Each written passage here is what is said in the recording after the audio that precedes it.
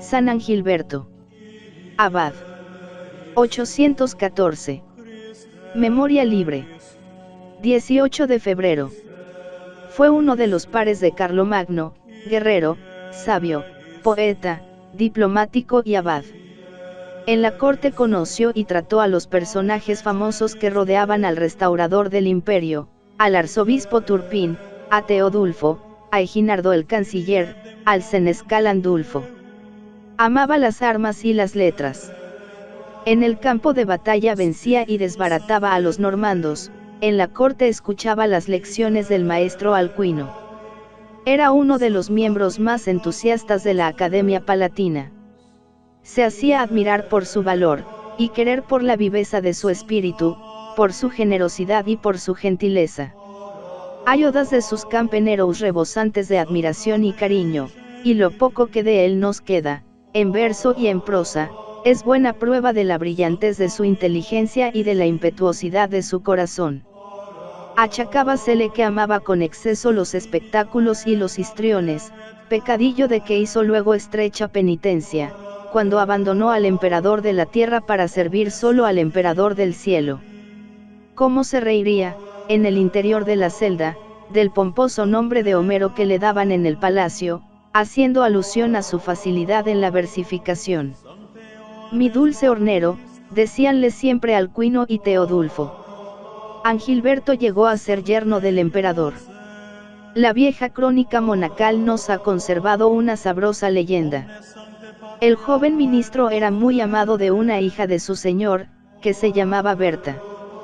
Una noche quedáronse los dos charlando hora tras hora en el comedor del palacio de Aquisgrán. Al salir, advirtieron que el suelo estaba cubierto de nieve.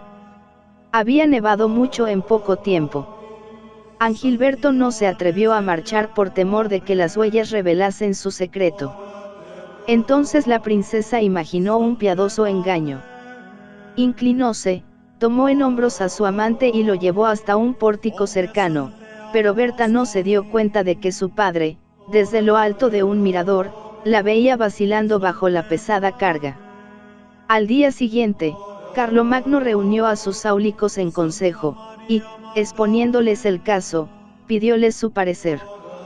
Todos hablaban de castigos terribles, pero el emperador, que sabía de juveniles flaquezas, los atajó diciendo: diríase que ignoráis que los hombres están sujetos a 1000 accidentes. Es necesario respetar las intenciones de la providencia, que nunca se engaña y que trueca el mal en bien. Al punto mandó entrar al joven y luego a su hija, que apareció, dice la crónica, con el rostro cubierto de una deliciosa vergüenza. El emperador, tomando su mano, la puso entre las de Angilberto, y le señaló una rica dote, dominios, oro, plata, muebles y vestidos.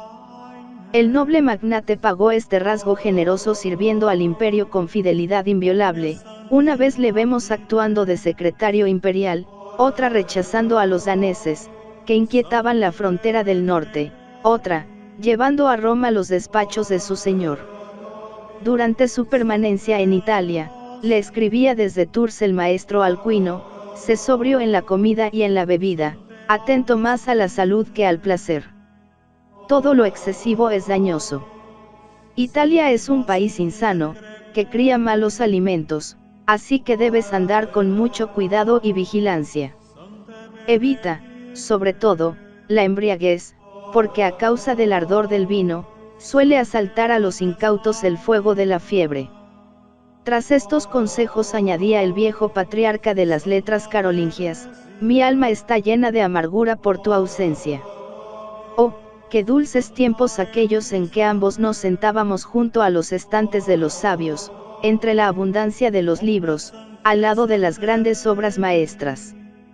También Angilberto tenía la añoranza de los libros y del silencio y de la paz monacal. Un buen día desapareció de la corte y fue a encerrarse en la abadía de Céntula. Todo su afán ahora era hacer penitencia de su vida anterior. No hay elocuencia, dice su biógrafo, capaz de decir cómo atormentó y crucificó su cuerpo. Dijo adiós para siempre a los preciosos vestidos, a los delicados manjares, a la molicie del lecho. Su preocupación constante era lavar con lágrimas los errores pasados, leer, rezar, ayunar y salmodiar, y en estos ejercicios mereció oír la voz que le decía en el fondo de su alma: tu pecado ha sido perdonado. Nombrado abad, logró hacer de su monasterio una fortaleza de la religión, y a la vez un centro de cultura y civilización. Todo lo amplió y transformó, en todo puso el sello de su espíritu grande y generoso. Creó el tipo de la gran abadía colonizadora y civilizadora, los edificios monacales rodeados de gruesas murallas, 3 basílicas, adornadas de mosaicos, de cruces, candelabros y cofres preciosos, 300 monjes, que se sucedían en el coro para que nunca se interrumpiese la alabanza divina, casas para 1000 vasallos, departamentos para talleres y oficinas, pergamineros, fundidores, carpinteros y fabricadores de paños, de cuero o de cerveza, escuelas con becas para 100 niños y hospederías para los altos señores y para los peregrinos sin nombre.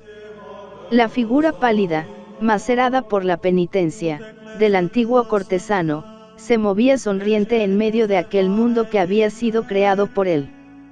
Veíasele en el coro, presidiendo la cohorte de los monjes, entre los niños, premiando a los estudiosos, en el campo, departiendo paternalmente con los colonos y dándoles la limosna de su sonrisa y de su oro.